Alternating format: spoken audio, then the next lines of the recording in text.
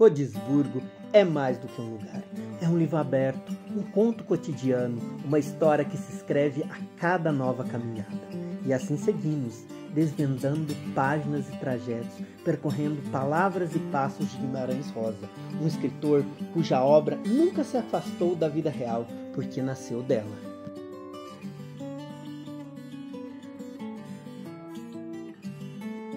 Um dia, sem saber o que, a quem, montei a cavalo e saí, avão, escapado.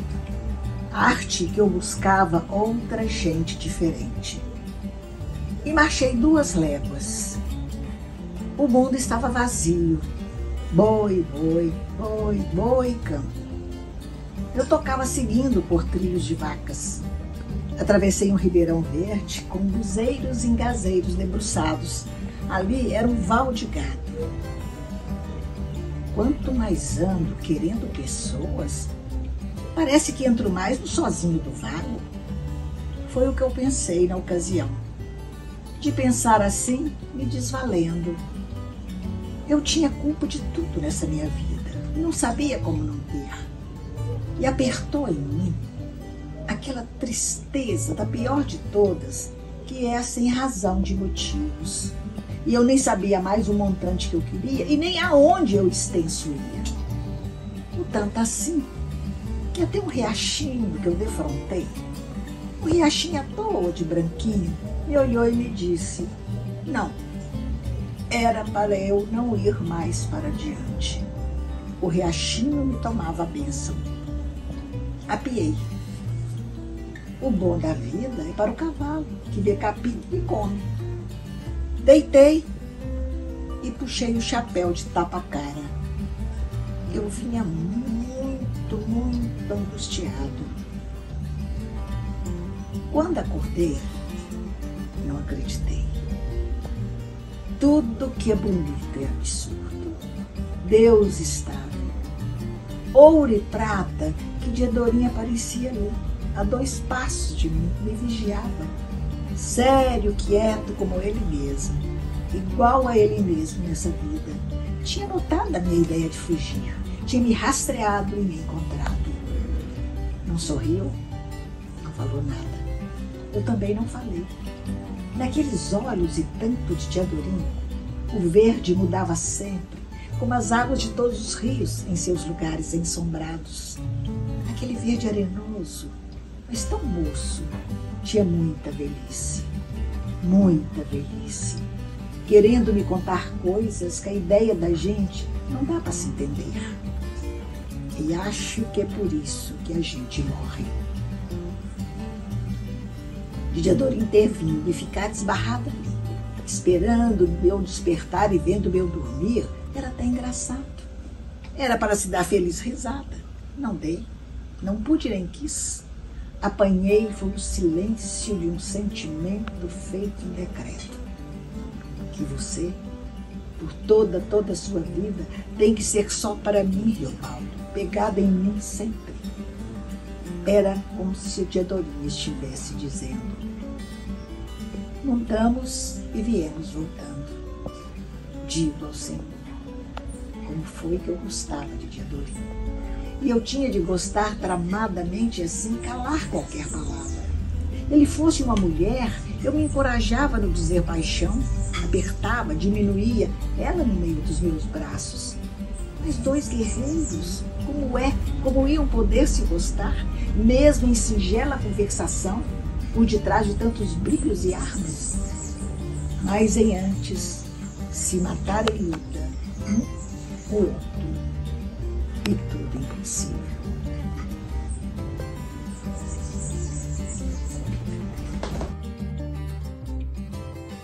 Guimarães Rosa e Minas Gerais formam um elo indissociável, um diálogo constante entre terra e literatura, passado e presente. Rosa, mais do que um escritor, foi um cartógrafo de afetos e lembranças, desenhando em sua obra um mapa que atravessa gerações e se entrelaça com a história de muitas famílias. Quem é você? Qual que é a sua história? O seu livro? Fica à vontade. Uai, tá bom. Eu me chamo Gabriel Eugênio. Eu sou museólogo. gosto também sempre de falar que sou técnico em educação musical, porque faz parte do meu olhar, e atualmente mestrando em ciências humanas, né? Aí, como eu bem te disse, que é a história do Guimarães Rosa, é um orgulho nosso dos brasileiros e uma vaidade nossa dos Guimarães. Eu tenho um parentesco com ele, longínquo, mas era bem o suficiente para ver esse orgulho, assim, né? Cresci sabendo disso, né? As famílias têm vários outros escritores, alguns de referência mais próxima a mim. Desde pequeno sempre fui envolvido com literatura, sobretudo um menestrel, um bom recitador mesmo, assim. E eu sempre vi essas pessoas muito distantes, que eram muito superiores, né? Até que em 2021, em diálogo com a Cira e com a Vera Guimarães, a gente inicia a atualização do livro de genealogia da família Guimarães, né? A gente recortou única e exclusivamente para a família Guimarães, né? Então, veja bem, na pandemia, no período que as conexões estavam restritas, nós intensificamos as nossas conexões, né? E aí foi uma oportunidade muito boa, a gente reuniu vários Guimarães, assim, acho que nesse grupo já deve ter passado mais de 200, num grupo de WhatsApp. E aí virou um vai e vem de arquivos, sabe? De troca, de fotos, de encontros, entendeu? Há vários, eu mesmo já fui até o Espírito Santo, conhecer gente que eu sabia que existia, mas fui conhecer pessoalmente. No lançamento do livro, a gente conseguiu promover um grande encontro. Tinha um Guimarães de vários eixos aqui para o lançamento, né? Que foi junto com a exposição. Tudo que eu fiz foi motivado pela Capela de Nossa Senhora da Conceição, de Paropeba, que é a igreja mais antiga de lá, que foi construída como pagamento de promessa do Inhochico, que é o Francisco de Assis Guimarães, que ele foi salvo de um afogamento no Rio do Chico no 7 de dezembro. A ponte rompeu com ele. Ele não sabia nadar e acordou no outro dia lá na beira do rio e achou que aquilo era um milagre. Então, logo, ele prometeu ali naquele dia que, daquele momento em diante, ele faria celebrar assim, a festa de Nossa Senhora da Conceição em Paropeba. E ele cumpriu isso por muitos anos. Ele reunia toda a família lá e aí, junto com as 5 netas dele assim, mais velhas, que ele dava vestidos novos, sapatos para ela e carregavam o andor e estandarte da festa. Curiosamente, eu sou bisneto de uma dessas meninas, sabe? Que era a Chiquita Guimarães. Então, primeiro eu vi como essa devoção chega na família até mim. E aí eu decidi usar como estratégia a literatura da família Guimarães como um todo, como mecanismo para fazer essa capela, motivar a prefeitura a restaurar essa capela e dar a ela um usufruto, né? Assim, no sentido religioso, político, turístico, né? Pensando que essa capela contém uma fagulha da história da família Guimarães, que é uma família literária como um todo, né? Também é o tema do meu mestrado, né? Então, e assim, um dos primeiros mecanismos que eu tive de difusão dessa capela foi justamente a Academia Familiar de Letras João Guimarães Rosa, do qual sou um dos colaboradores, né? Que os participantes são de Belo Horizonte e todo mundo tem parentesco com Guimarães Rosa. É uma da família Guimarães Rosa. Ou do lado Guimarães ou do lado Rosa, assim, né? E aí, os primeiros textos que eu fiz sobre a capela e todo o conhecimento genealógico que eu fiz ao fazer esse livro foi primeiramente lá publicado, né? Assim, agora a gente tem outros suportes por causa da academia, por causa das pesquisas, mas foi um pontapé inicial, assim. Então, para entender o seu tataravô, que teve essa devoção, que criou essa capela, né? E ele tinha um parentesco. Ele era o bisavô de Guimarães Rosa. Guimarães Rosa era o primeiro bisneto dele. Assim. Aí no livro da Enis Guimarães de Paula chama Ave João, que ela trata da relação dela com Guimarães Rosa, sobretudo na infância. Aí ela descreve que Guimarães Rosa adorava andar com o Chico a cavalo pela fazenda das 3 Barras, inclusive né, aqui nesse mapa que foi o Guimarães Rosa que fez, ele coloca. Esse mapa que foi o Guimarães Rosa que fez, é o mapa né, da família mesmo. O mapa da família. Aí tanto que coloca padrinho e Chico, meu bisavô, a fazenda das 3 Barras. Esse é de César Maria dos Velhos Guimarães. A fazenda das 3 Barras aparece em vários outros trechos da literatura dele, né? Então marcou. E aí, além do Inhochico, ele coloca o nome de outros tios, né? Do avô dele. Então, como é um livro da genealogia da família, eu achei que era o mais propício, assim, para usar. Foi publicado primitivamente no livro Sagarana Emotiva. Foi publicado aqui. Esse mapa olha, esse livro, eu acho que o grande mente fica aí o parentesco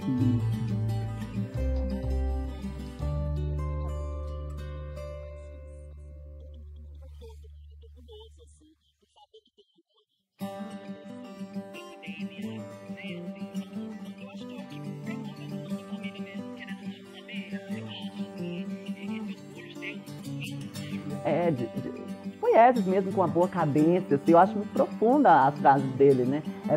A vida é um rasgar-se, remendar-se, o que ela quer da gente é coragem, é pra mim um mantra, assim, de todas as dificuldades que eu tenho na vida, sensações, seja angústia, raiva, sabe, esses sentimentos densos, eu lembro dessa frase, assim, eu falo, respira, né, vai com coragem mesmo, assim, a felicidade se encontra em horinhas de descuido também, né, porque aí a gente tenta aproveitar melhor quando tem, quando tá em descuido, né, o dia do lançamento desse livro mesmo, pra mim foi uma grande horinha de descuido, sabe, porque ver todos esses rostos, assim, e a gente fez também, o Manu e a Mônica, né, que foram os produtores dessa exposição tá aqui, a gente organizou um trajeto, um circuito cultural, assim, então eles passaram por André-Quissé, passamos em Paropeba, abrimos a capela para os turistas, assim, que estavam com eles, passamos em Caetanópolis, passamos em Sete Lagoas e arrematamos aqui, né, que é onde vem, né, a família Guimarães como um todo, né, Cordesburgo. Aqui morou o pai de Guimarães, a família. E outros familiares moravam nessa região também. O Inhochico fez, no adro da matriz de Cordesburgo, uma casa para cada um dos filhos, assim, no adro da matriz. Aí tem vários casos, assim, tem o Luiz Guimarães Júnior, eu não conheci pessoalmente, obviamente, acho que deve ter morado lá na década de 70, 80, mas é um primor, era filho do Guimarães Rosa, foi agrônomo e também chegou a ser senador, se não me engano, então ministro da agricultura. E ele deixou maravilhosa, aí ele conta uma vez, o avô da Dora, o tio Adonias aqui, ó, proprietário da fazenda do Sarandi, que aí um filho desse Adonias pegou sarampo, e aí ele fala, o tio Adonias tem um coração muito bom, ele era um tanto que rude, e aí ele mandou juntar todas as crianças da família Guimarães daquela época, pra todo mundo pegar sarampo. Fez, junto com aí mandou 2 criadas lá na casa, e aí falou que uma diversão muito grande, e as crianças que iam adoecendo ganhavam um cardápio especial. E aí as que não adoeceram ficaram tristes, porque não tiveram acesso a esse cardápio, né? Eu tô falando isso só porque são casos acontecidos lá nessas casas no adro da matriz de Cordesburgo, aqui do Sagrado Coração de Jesus. Aí o livro se chama Zezito Escreve Conto. Aí ele escreve que a casa do meu trisavô Laudônio tinha, tipo assim, 10 quartos e muitas salas, era uma casa muito grande, sabe? Então a gente vai mapeando esses acontecimentos pela literatura da própria família, assim. Que eu acho massa. O jeito que chegou pra mim, sobretudo, foi pela minha bisavó Chiquita, ela não conhecia, mas a minha avó falava que lembrava dele indo lá na casa da minha bisavó, montada num cavalo, assim, quando passava lá em Caetanópolis, assim. Eu acho que aí o mais foi mesmo de uma maneira literária. A Beth, do Wellington Guimarães, aí sim ela tem casos mais íntimos, assim, mais maravilhosos, assim, pra contar, sabe? Eu acho que aí eu acho que, como eu te disse a história do personagem de Laudônio, aí eu vejo isso, assim, reconhecimentos tanto do território quanto de gente da família na literatura, assim, acho que talvez seja esse a presença, pelo menos até assim. Aí é um gosto que nós temos em comum e acho que é por isso que eu gosto da literatura dele, entendeu? Porque eu sou daqui, né? Ele mesmo fala assim, o Cedro, que era o nome antigo da minha terra, e o Bagre, que é a atual Felixlândia, nome que lugar que gente já nasceu, não podia perder, assim, o nome, sabe? Não sei bem a frase, mas ele fala sobre um sertão que eu nasci, né? Essa poeira da literatura dele eu respirei.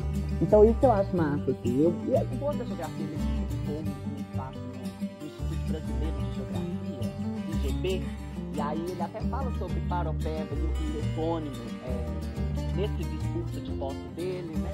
E não só porque ele é muito vasto também, que ele vai, né, dessa região e passa lá por Goiás, passa pela Bahia, né, com conhecimento, né, e a obra dele é importante, né? Isso, exato. Ainda precisa preservar. E fala assim que o Cerrado é a caixa d'água da região sudeste.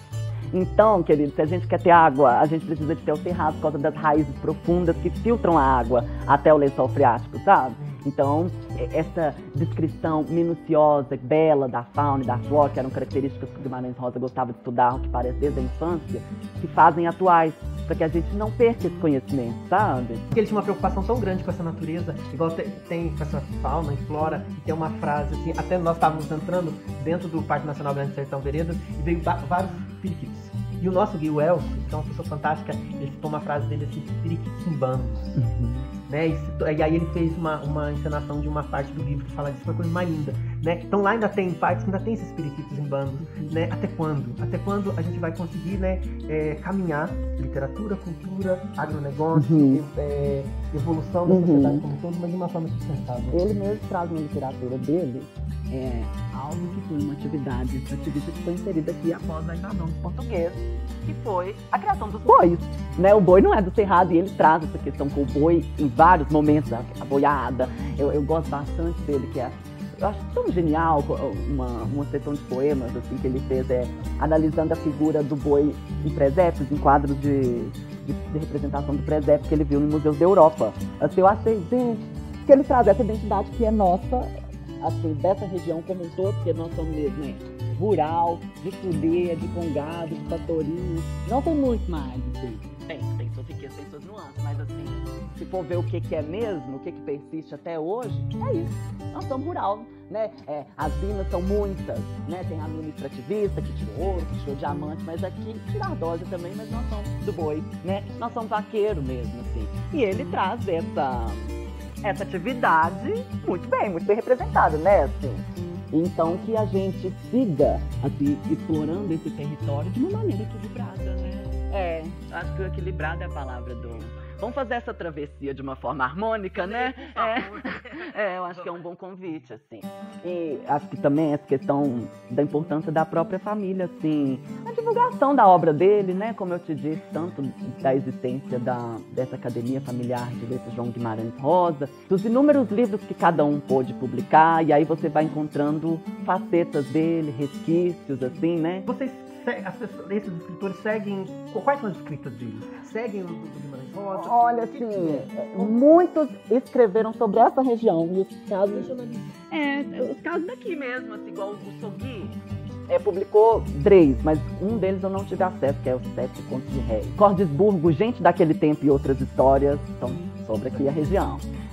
O outro é de Cordesburgo a Nova York, cara. Acho ótimo que ele saiu daqui e foi fazer uma parte da graduação dele em Nova York, assim. Maravilhoso, cara. Eu gosto demais, eu acho que fofinho. O tio dele, do Guimarães Rosa, é o Vovô Feliz. Aí ele foi escritor também, a nível profissional, embora também ele era servidor da educação. Mas aí ele era escritor de livros infantis. Aí ele criou o personagem Vovô Feliz, que eu acho que é o grande destaque dele. Tanto que o dia do livro infantil no Rio de Janeiro é o dia que o Vovô Feliz nasceu. Exato. E aí o único livro para adultos que ele fez foi Joãozito, a infância de João Guimarães Rosa, que é ele contando as vivências dele com Guimarães Rosa aqui em Belo Horizonte e em Cordesburgo, sobretudo aqui, né? Aí tem outros livros, Eudir Guimarães, que fez O Encanto das Três Barras, que é sobre essa fazenda que o Inhochico criou, né? E aí, mais próximo ao meu eixo familiar, tem a Vila Guimarães Lanza, que além de poetisa, criou também livros contando um pouco da história, assim... depoimentos, assim, tem um livro Prosa na Varanda, que ela resgata a história da família dela do lado materno e paterno, que um eixo é o Guimarães, e foi anotando, assim, as vivências todos nessa região, Sete Lagoas, Caetanópolis, Cordesburgo, sempre o epicentro, talvez, assim, e aí isso que eu acho massa, né, porque eu sou daqui, a Célia Guimarães Santana, que foi essa que eu fiz meu primeiro livro, aí ela era trovadora, né, relacionada a primeira manifestação literária da língua portuguesa, né? E aí, atualmente, o trovador é o técnico da síntese, que é uma poesia assim, de 4 versos, em geral de 7 sons, e não heptassílabos. O primeiro rima com o terceiro, o segundo com o quarto, e tem que fazer o sentido completo. Só isso, né? Então eu gosto bastante. A paz irá vencer, se, numa só crença, a humanidade entender que o desamor não compensa. Esse é um mantra que eu tenho pra mim também. O poeta é sonhador, o seu mundo é utopia. Tudo rima com amor ou então com harmonia. Pronto. Essa é a trova. E ela viajou o Brasil inteiro, ela interrompeu um hiato de mais de 40 anos que uma autora da falante da língua portuguesa, né? E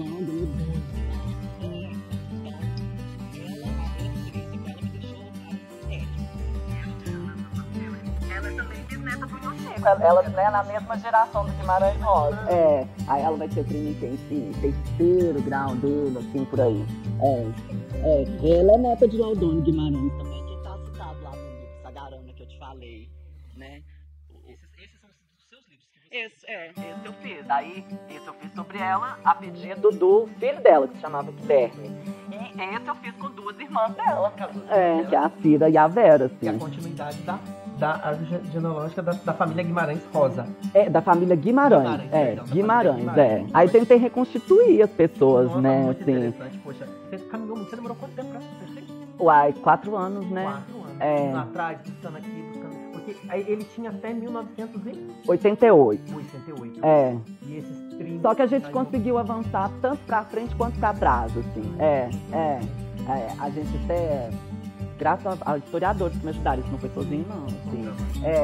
Que aí, o pai desse meu ciclo, a historiografia da família tratava ele como português. Só que aí eu vi que ele não era português, não. Ele era filho de um português, ou seja, eu levei uma geração pra trás, assim, a origem lusa da família, sabe? Que ele até fala, naquelas raras entrevistas que Guimarães Rosa. Aí ele fala, né, dessa questão, o sobrenome dele, Guimarães, tem parte de uma tribo germânica mesmo, não sei qual a questão que ele usa, que foi pra Portugal, né, e lá criou a cidade de Guimarães. Tanto que Guimarães ele teve o título assim, aqui nasceu Portugal, é um patrimônio da humanidade, né? E aí esse nosso antepassado que migrou ao Brasil, ou ele adotou o nome da cidade de onde ele veio, né? Mas aí, nessa entrevista que existe do Guimarães Rosa, ele trata de falar isso, assim, da origem germânica do sobrenome que ele carrega, né? Tipo assim, desde o meu octavo, aí já tá tudo aqui em Minas mesmo. Então, eu tô falando de quantos anos? Que ano? Aí já é século XVIII, aí já sai até de Guimarães pra virar Borges de Areia, fazendo dos Buritis lá, é Pompéu, assim. Aí depois foi chegando pra cá. E isso é outra coisa legal desse registro, que você vê a geografia da mudança da família pelas fazendas, entendeu? Nesse caso vem de Curvelo, aí vai se aproximando a fazenda da Grota, aí a fazenda das Três Barras, que é um grande ícone, assim, depois foi ramificando, assim, aí você vê como é que a família vai criando suas asas, Hoje tem gente tudo quanto é lado, né? Gente da Austrália, gente dos Estados Unidos, tudo lá. O mapa nos leva adiante, revelando outro nome, Tio Laudônio, trisavô de Gabriel Eugênio e dono da fazenda dos Monjolos. Mas ele não foi apenas um homem que cultivou sua terra, ele se tornou personagem. Rosa viu nele matéria para a literatura, e assim nasceu Tio Laudônio, do conto A Volta do Marido Pródigo, publicado em Sagarana em 1936. Aqui, a vida e a ficção se misturam, e mais uma vez, os passos do escritor seguem o curso dos que vieram antes. É típico das fazendas mesmo, né? O resto é tudo, tinha de tudo. Tinha de tudo aqui. Então faz sentido mesmo ele ter comprado a saco dos coxos, porque ela é desse lado aqui mesmo. Essa lua aqui deve estar E há ainda mais história esperando para serem contadas. O mapa revela Sarandi, pertencente ao tio Adonias Guimarães, cujo nome atravessa gerações e chega até Dora, sua neta. Ao visitar a fazenda, Dora reencontra os passos de seus antepassados e sente o pulsar de um legado que ainda vive. São as conexões que mostram que a literatura de Guimarães Rosa não é feita apenas de palavras, ela habita a terra, existe no cotidiano e ecoa nas lembranças dos que vieram antes. Visitar o Sarandi, fazenda do meu tio Adonias, guardada na saudade com bonitas e alegres lembranças. Chica. A Chica tinha mau gênio, todos diziam. Ela aprontava birra, encapelava no chão, capeteava, mordia as pessoas, não tinha respeito nem com o pai. Ela vinha passando com a boneca, nem era boneca, era mandioquinha enrolada nos trapos. Dizia que era filhinha dela, punha até nome, beijava, abraçava, dava de mamar. Um dia, pai tinha zangado com a Chica, puxou a orelha. Depois, pai precisou de beber água. A Chica foi trazer. Ei que, no meio do corredor, a Chica de raiva cuspiu dentro e mexeu com o dedinho, para pai não saber que ela tinha cuspido. A Chica era tão engraçadinha, clara, mariolinha, muito menor que a Adrielina, mas era a que sabia mais brinquedos. Botava todos para rodar de roda e ela cantava tirando completas cantigas. Dançava mocinha. Você me ensinazinho a dançar, Chica? Ensino, Miguelinho. Você não aprende? Aprendo sim, Chica. A Rosa quem disse. Dito aprende, Miguelinho não aprende. Por que, Chica? Você nasceu em dia de sexta, com os pés no sábado. Quando é que está triste por dentro, é que está feliz por fora. A Rosa quem disse. Você tem pé de chocolateira.